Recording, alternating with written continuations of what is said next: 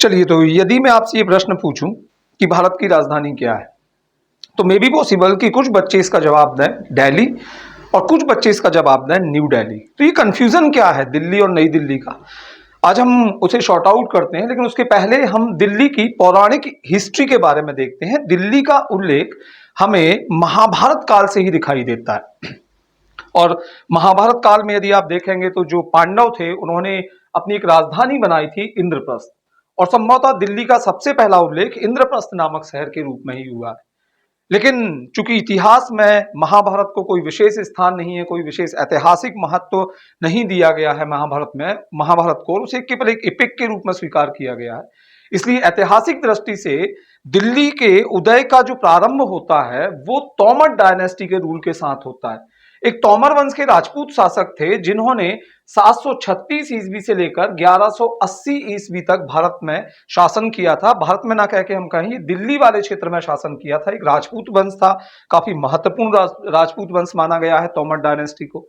Tomar dynasty में 800 AD के आसपास एक एम्परर हुआ है ढिल्लू, ढिल्लू और समटाइम्स कॉल्ड ढिल्ली। तो वो ढिल्लू ने ही एक गांव बसाया था जिसे उन्होंने दिल्ली का नाम दिया था या ढिल्लीशा नाम दिया था।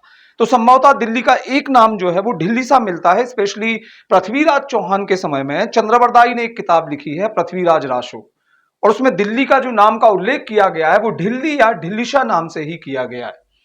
तोमर वंश ने एक लंबे समय तक शासन किया, लेकिन 1052 एडी में जब तोमर वंश का एक शासक था अनंगपाल तोमर, तो अनंगपाल तोमर ने उस ढिल्ली गांव के पास में एक किला बसाया था, लाल कोट किला, जिसे लाल कोट फोर्ट कहा जाता था।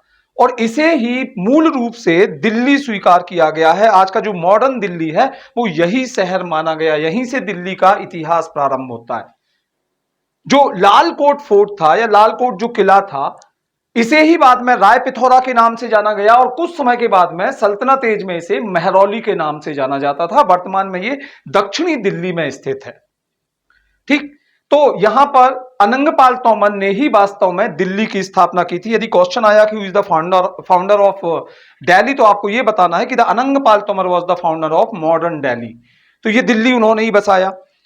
लेकिन 1180 पर चलते हैं हम, ये काल है चौहान वंश का शासन। चौहान वंश ने, आपने देखा था कि जो राजस्थान का अजमेर वाला क्षेत्र था वहां से लेकर दिल्ली तक चौहान वंश के शासकों ने शासन किया है। और एक शासक हुए हैं इसके पृथ्वीराज थर्ड। पृथ्वीराज थर्ड जिन्होंने तोमरों से इस दिल्ली को छीन लिया था, और दिल्ली इसके बाद 1180 में भाग बन गया चौहान वंश का, वो चौहान वंश के शासन के अंतर्गत आने लगा। दूसरी बड़ी चीज कि यहां पर आप ये देखिएगा कि चौहानों की राजधानी अभी भी अजमेर थी, उन्होंने दिल्ली को कुछ खास महत्व नहीं दिया। लेकिन 1192 में जब पृथ्वीराज थर्ड का एक युद्ध हुआ मोहम्मद गौरी के साथ में, तो मोहम्मद गौरी ने तराइन के इस दूसरे युद्ध में पृथ्वीराज चौहान को पराजित कर दिया, और पृथ्वीराज चौहान के पूरे प्रशासनिक क्षेत्रों पर या उसके साम्राज्य पर अधिकार कर लिया। और एक प्रकार से देखा जाए तो जो दिल्ली था या जो लाल कोट किला था वो भी अब मोहम्मद गौरी के नियंत्रण में आ गया। हालांकि यहां पर आप एक और चीज नोट करोगे पृथ्वीराज चौहान के समय में कि उसने इस लाल कोट किले को एक्सपांड किया था, उसका विस्तार किया, और इसके बाद में उसे एक नया नाम दिया, जो नए नाम से दिल्ली को जाना गया, तो वो किला राय पिथौरा या उसे गढ़ पिथौरा भी बोल दिया जाता था। तो वास्तव में देखा जाए तो जो किला राय पिथौरा है उसकी स्थापना की थी पृथ्वीराज चौहान थर्ड ने, लेकिन वो एक प्रकार से लाल कोट किले का ही एक्सपांशन था, उसे काफी एक्सपांड कर दिया था उसने। ठीक है, 1192 में मोहम्मद गौरी ने इस पर अधिकार कर लिया, और मोहम्मद गौरी ने अपने जो जीते हुए भारतीय क्षेत्र थे तो उनका प्रशासक अपॉइंट कर दिया कुतुबुद्दीन ऐबक को। तो जो गुरिद एम्पायर था या गुरिद एम्पायर है पूरा का पूरा, गौरी का जो शासन था उसमें भारत की जो राजधानी थी वो यही राय पिथौरा थी, मतलब यही लाल कोट किला था या यही दिल्ली थी। 1206 तक ये भारत की राजधानी रही। कुतुबुद्दीन ऐबक यहीं से अपना शासन चलाता था। मतलब इसका सीधा मतलब ये हो गया कि प्रारंभिक समय में गौरी वंश की भारत में राजधानी मेहरौली रही या ये दिल्ली रही।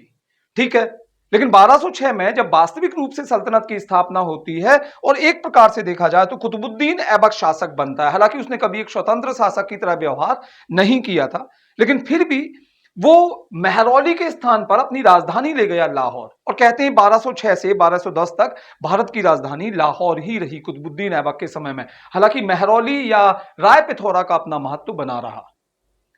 इसके बाद में आप देखेंगे कि 1211 में ही वो इल्तुतमिश, ये इल्तुतमिश था या अल्तमस पहला एम्परर था सल्तनत में जिसने राय पिथौरा को अपनी राजधानी बनाया, लेकिन उसने राय पिथौरा को एक नया नाम दिया था महरौली।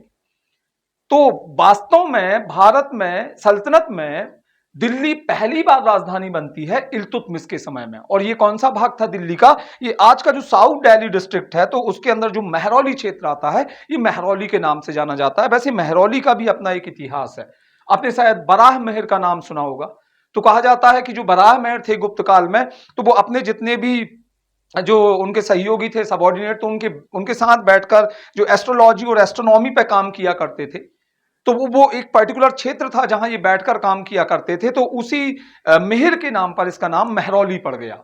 और एक और बड़ी चीज आपको ध्यान रखना है कि ये जो महरौली है, या जिसे हम किला राय पिथौरा बोल रहे हैं, ये इल्तुतमिश ने पहली बार अपनी राजधानी बनाया था। और दिल्ली जो 7 शहरों का एक नगर माना जाता है, ध्यान रखिएगा, मध्यकाल में दिल्ली 7 शहरों का एक समूह माना गया था, जिनमें से पहला शहर दिल्ली का था वो यही महरौली था, और ये बसाया था इल्तुतमिश ने। ये चीज ध्यान रखना है आपको कि दिल्ली एक्चुअली 7 शहर मिलाकर कहे गए, मध्यकालीन 7 शहरों को मिलाकर दिल्ली कहा गया। बाद में जाके इसमें एक 8वां शहर भी शामिल किया गया था, एसोसिएट किया गया था ब्रिटिश काल के दौरान 1912 में, और जिसे नई दिल्ली बोला गया। तो वर्तमान में दिल्ली में 8 शहर हैं, जिसमें 7 शहर जो है वो मध्यकालीन है, और 8वां शहर ब्रिटिश काल के दौरान नई दिल्ली है, जिसे हम भारत की राजधानी कहते हैं।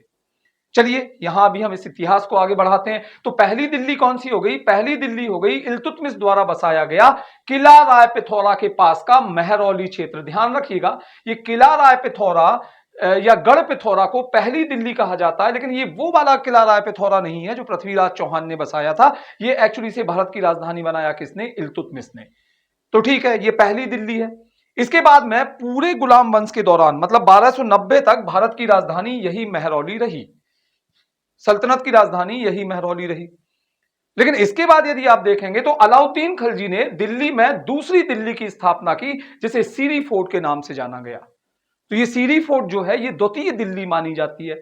इसके बाद में गयासुद्दीन तुगलक, गाजी मलिक, पता होगा आपको ये गयासुद्दीन तुगलक जो था, तो गयासुद्दीन तुगलक ने एक तीसरी दिल्ली की स्थापना की, एक किला बनाया जिसे तुगलकाबाद कहा गया था, तुगलकाबाद फोर्ट।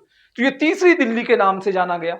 इसके जस्ट बाद मोहम्मद बिन तुगलक ने चौथी दिल्ली की स्थापना की, जिसे जहां पनाह शहर कहा गया। तो ये 4 दिल्ली हो गई।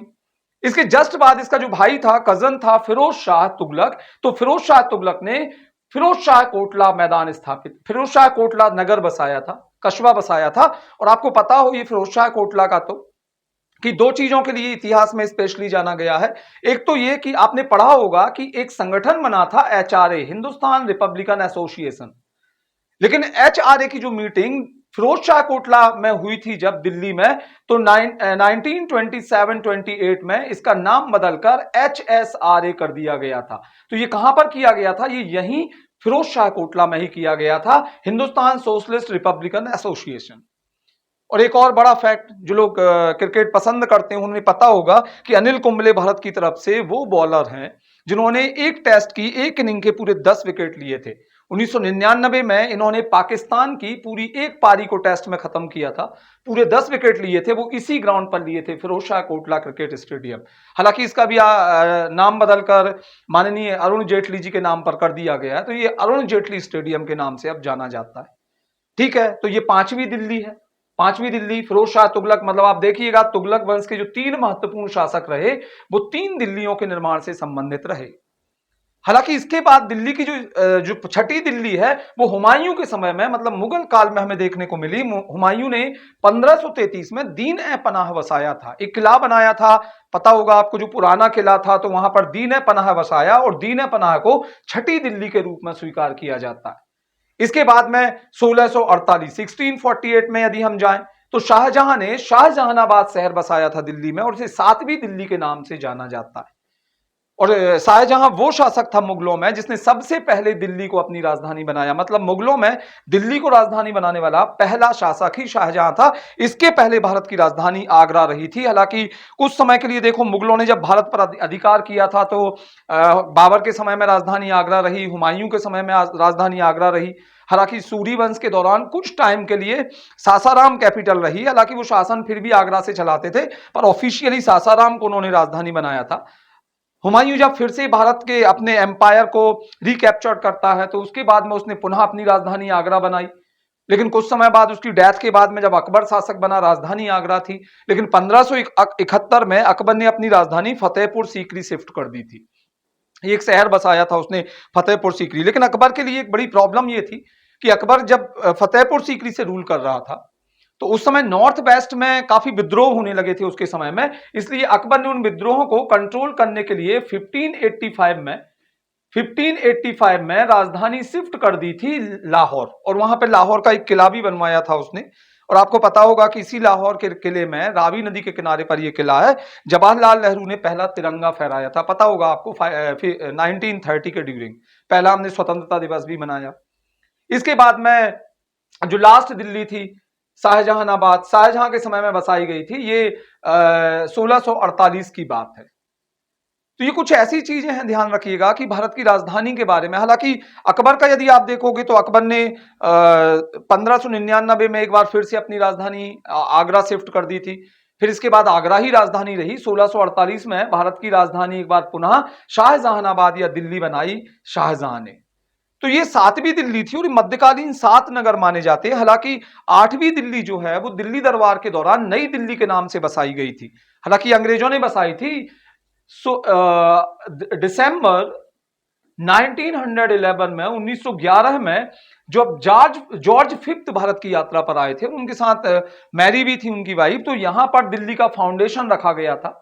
ये दिसंबर 1911 में रखा गया था और इसी दिल्ली दरबार में डिक्लेयर कर दिया गया था कि अब कलकत्ता के स्थान पर दिल्ली भारत की राजधानी होगी। हालांकि ऑफिशियली आप देखें तो ये डिक्लेरेशन हुआ था 6 अप्रैल 1912 को। तो ये 1912 में ऑफिशियली डिक्लेयर कर दिया गया था अप्रैल में कि भारत की राजधानी अब दिल्ली होगी। तो कभी क्वेश्चन आता है कि भारत की राजधानी दिल्ली कब बनी, तो वो 1912 है, 11 नहीं, क्योंकि 11 में फाउंडेशन रखा गया था दिल्ली का। और आपको पता हो कि ये दिल्ली का फाउंडेशन, उसकी डिजाइन तैयार करने की पूरी जिम्मेदारी दी गई थी एडवर्ड लुटियंस को और हर्बर्ट बेकर को। तो इन दोनों ने मिलकर दिल्ली बसाई। हालांकि काफी टाइम लगा था, तो हम कह रहे हैं कि ये फाउंडेशन तो रख दिया गया था 1911 में, पर बाद में जब ये पूरी तरह तैयार हो गई और इसका इनॉग्रेशन करने की बात आई तो लॉर्ड इरविन 13 फरवरी 1931 को लॉर्ड इरविन ने बकायदा दिल्ली का भारत की कैपिटल के रूप में इनॉग्रेशन किया था। तो यदि हम देखें कि भाई कब से कामकाज स्टार्ट हो गया, एडमिनिस्ट्रेटिव पूरी मशीनरी थी वो शिफ्ट हो गई दिल्ली की तरफ, तो ये 13 फरवरी 1931 में, और यहां से फिर भारत की राजधानी दिल्ली रही। लेकिन दिल्ली ने भी विकास की कई यात्राएं तय की हैं, ये भी आप ध्यान रखिएगा। 1952 में जब हम कहते हैं कि दिल्ली भारत की जब राजधानी बनी, सॉरी 1947 के बाद जब स्वतंत्र भारत की दिल्ली राजधानी बनी, तो 1952 में बाकायदा दिल्ली में एक विधानसभा गठित की गई थी। ये ध्यान रखिएगा, दिल्ली में पहली विधानसभा का जो सफर है वो 1952 से लेकर 1956 तक रहा। और इस समय यहां पर मुख्यमंत्री भी हुआ करते थे। जो ब्रह्म प्रकाश थे 1952 में, वो दिल्ली के पहले मुख्यमंत्री बने थे। ध्यान रखिएगा, ये ब्रह्म प्रकाश थे जो दिल्ली के पहले मुख्यमंत्री थे, 1955 तक रहे। 1955 में निहाल सिंह, गुरमुख निहाल सिंह, वो भी दिल्ली के सीएम रहे। लेकिन 1956 में दिल्ली का जो विधानसभा का स्टेटस था, लेजिस्लेटिव असेंबली जो वहां की थी, वो खत्म कर दी गई और दिल्ली को बाद में एक यूनियन टेरिटरी बना दिया गया। 69th कॉन्स्टिट्यूशनल अमेंडमेंट, ये 69वां जो संविधान संशोधन हुआ था 1992 में, तो इस संविधान संशोधन के द्वारा दिल्ली में एक 70 सदस्यीय विधानसभा पुनः गठित की गई और इस विधानसभा के अंदर दिल्ली को एक अर्ध राज्य का या क्वासी स्टेट का दर्जा दिया गया। 1993 में जब दिल्ली में एक बार फिर से विधानसभा अस्तित्व में आई तो मदन लाल खुराना इसके पहले सीएम बने थे। और उसके बाद तो शीला दीक्षित रही, सुषमा स्वराज यहाँ की सीएम रही, अरविंद केजरीवाल रहे, साहेब सिंह वर्मा रहे। तो दिल्ली की जो विधानसभा है वो 69 कॉन्स्टिट्यूशनल अमेंडमेंट के द्वारा बनाई गई थी। इसमें भी ध्यान रखना पॉलिटी पॉइंट ऑफ व्यू से कि इसके थ्रू संविधान में अनुच्छेद 239 ए और ए बी जोड़े गए थे। ठीक, तो इनके द्वारा दिल्ली को क्या दिया गया, एक एक विधानसभा का दर्जा दिया गया, दिल्ली में मुख्यमंत्री होने लगा। हालांकि ध्यान रखिएगा वो एक पूर्ण राज्य नहीं है, तो वहां के जो मुख्यमंत्री हैं या लेजिस्लेटिव असेंबली है या काउंसिल ऑफ मिनिस्टर्स हैं, तो उन्हें उतने राइट्स नहीं है जो एक कैबिनेट या किसी स्टेट गवर्नमेंट के अंदर होते हैं। तो वो एक अलग बात है, वो हम एक अलग लेक्चर में डिस्कस करेंगे कि इसमें क्या डिफरेंसेस हैं, दिल्ली की जो लेजिस्लेटिव असेंबली है वो क्यों इतनी पावरफुल नहीं है। ठीक है, अब हम दिल्ली को थोड़ा सा आगे चलते हैं। दिल्ली में आप एक टर्म यूज कर, अच्छा एक डिफरेंस मैं बता दूं, अभी इतनी देर से हम बात कर रहे हैं, हमने जो लेक्चर स्टार्ट किया था वो इस चीज से किया था कि नई दिल्ली और दिल्ली में क्या अंतर है। तो यहां पर आपको ये समझना जरूरी है, अब आप समझ पा रहे होंगे कि एक्चुअली दिल्ली जो है वो 11 जिलों का एक राज्य है, एक केंद्र शासित प्रदेश है। इसके अंदर टोटल कितने जिले हैं, तो 11 जिले हैं। तो हमने कहा नॉर्थ दिल्ली है, नॉर्थ वेस्ट दिल्ली है, नॉर्थ ईस्ट दिल्ली है, सेंट्रल दिल्ली है, शाहदरा है, ईस्ट दिल्ली है, जो न्यू दिल्ली। अब देखिए इसमें एक साउथ वेस्ट दिल्ली है, इसके बाद साउथ ईस्ट है, साउथ दिल्ली है, लेकिन एक जिला इसका है न्यू दिल्ली। ये नई दिल्ली एक जिला है, ध्यान रखिएगा, उन 11 जिलों में से। और एक्चुअली भारत की राजधानी ये है। ये जो आप देख रहे हैं ना, ये दिल्ली नहीं है भारत की राजधानी, बल्कि भारत की राजधानी क्या है, नई दिल्ली है। ठीक, और यहां नई दिल्ली में बहुत सारी प्रशासनिक भवन है। और ये तो नई दिल्ली जो है, ये एक टाइप से यदि हम कहें तो ये पुरानी दिल्ली है 10, जिनमें मैंने बताया कि 7 बड़े बड़े नगर हैं, तो वो अब डिवीजन उनका थोड़ा अलग टाइप से है कि हमने नॉर्थ वेस्ट ईस्ट इस टाइप से डिवाइड कर दिया, लेकिन पहले वो अलग थे। आज भी आप देखोगे तो यहाँ पे शाहदरा मिल जाएगा, बहुत सारे सिटीज हैं। अच्छा, ऐसा नहीं है कि दिल्ली के अंदर केवल इतने ही शहर शासकों से ने बसाए हों, बहुत सारे आपको शहर इस दौरान देखने को मिलेंगे। जैसे आप जलालुद्दीन खलजी की बात करो, उसने मंगोलपुरी बसाया था। इसके बाद में आप जहांगीर की बात करो तो उसने जहांगीरानाबाद बसाया था। पर दिल्ली बेसिकली उन 7 शहरों के समूह को कहा जाता है जो हमने पहले पढ़े हैं। ठीक, अब हम बात करते हैं कि ये नई दिल्ली, तो ये नई दिल्ली जो है, इतना भाग जो है, ये एक्चुअली भारत की राजधानी, ये आपको समझना पड़ेगा।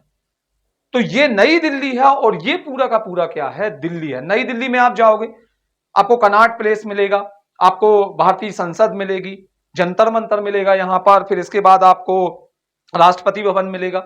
राष्ट्रपति भवन रायसीना हिल्स पर है। एक और चीज आप ध्यान रखिएगा कि भारत में राष्ट्रपति भवन 3 शहरों में है, ये केवल दिल्ली में अकेला नहीं है। राष्ट्रपति भवन आपको 3 शहरों में मिलेगा, जिसमें प्रमुख राष्ट्रपति भवन है जिसे वायसराय रीगल के नाम से बनाया गया था। तो ये बनाया गया था नई दिल्ली, ये नई दिल्ली में है। इसके अलावा 2 और राष्ट्रपति भवन है, एक शिमला में है और एक हैदराबाद में। तो ध्यान रखिएगा 3 जगह पर राष्ट्रपति भवन है। मेन जो है वो रायसीना हिल दिल्ली में है, लेकिन इसके बाद हैदराबाद में भी राष्ट्रपति भवन है और शिमला में भी राष्ट्रपति भवन है। शिमला भी भारत की राजधानी रह चुका है, लेकिन ये ग्रीष्मकालीन राजधानी हुआ करता था, समर एक कैपिटल के रूप में काम करता था। जो शिमला था उसमें एक चीज ध्यान रखिएगा कि 1864 में जब लॉरेंस भारत का वायसराय था, तो लॉरेंस ने भारत की जो समर कैपिटल थी वो शिमला को बना दिया था। ये चीज ध्यान रखना है आपको। और ये टिल 1939 भारत की समर कैपिटल रही। अब यदि आप देखेंगे तो एक इंटरेस्टिंग फैक्ट मैं और बता दूं, भारत की राजधानी की बात हो रही कि इलाहाबाद एक दिन के लिए भारत की राजधानी रही है। ध्यान रखना, ये एक दिन की राजधानी रही है इलाहाबाद भारत की। ये 1 नवंबर 1858 को भारत की एक दिन के लिए राजधानी बनाई गई थी। कारण क्या था, एक्चुअली जो रॉयल डिक्लेरेशन था, आपको पता हो ईस्ट इंडिया कंपनी का शासन खत्म कर दिया गया। इसके बाद में एक शाही फरमान पढ़ा गया जिसे रॉयल डिक्लेरेशन कहा जाता है। और ये इसके द्वारा जो ईस्ट इंडिया कंपनी का रूल था भारत में वो खत्म कर दिया गया और ये रूल सीधा हैंडओवर कर दिया गया क्राउन को। मतलब अब वो पार्लियामेंट के थ्रू, ब्रिटिश गवर्नमेंट के थ्रू भारत को रूल करेगी। तो ये जो शाही फरमान था, रॉयल डिक्लेरेशन था, ये एक्चुअली पढ़ा गया था प्रयागराज में या इलाहाबाद में। तो उस एक दिन के लिए 1 नवंबर जो मैं बोल रहा हूं, 1 नवंबर 1858, तो ये एक दिन की राजधानी भारत में प्रयागराज भी रही या इलाहाबाद भी रही। वैसे इसका इतिहास भी काफी पुराना है इलाहाबाद का। ये अकबर ने इसे इलाहाबाद नाम दिया था। इसके पहले ये प्रयागराज के नाम से जाना जाता था। पुराने समय में कुछ लोग इसे कौशाम्बी के नाम से जानते थे, और अभी वर्तमान में जो योगी सरकार है उन्होंने फिर से इसका नाम बदलकर प्रयागराज कर दिया है। तो ये एक्चुअली स्टोरी रही थी दिल्ली की। एक और चीज मैं बता दूं कि केंद्र शासित प्रदेशों में दिल्ली और पौंडीचेरी, हालांकि अब जम्मू कश्मीर की भी हम बात करेंगे, तो ये ऐसी हैं जहां पर विधानसभाएं गठित की गई थी। पौंडीचेरी में यदि आप देखोगे तो एक 14वां संविधान संशोधन हुआ था, 14th कॉन्स्टिट्यूशनल अमेंडमेंट हुआ। और इस अमेंडमेंट के थ्रू क्या किया गया था कि संविधान में पार्लियामेंट को यह शक्ति दे दी गई थी कि वो, ये अमेंडमेंट हुआ था, ध्यान रखिएगा, 1962 में। और इसके थ्रू क्या किया गया, तो इसमें पौंडीचेरी को 9th यूनियन टेरिटरी के रूप में ऐड किया गया भारतीय यूनियन के अंदर, इंडियन यूनियन के अंदर, ठीक है।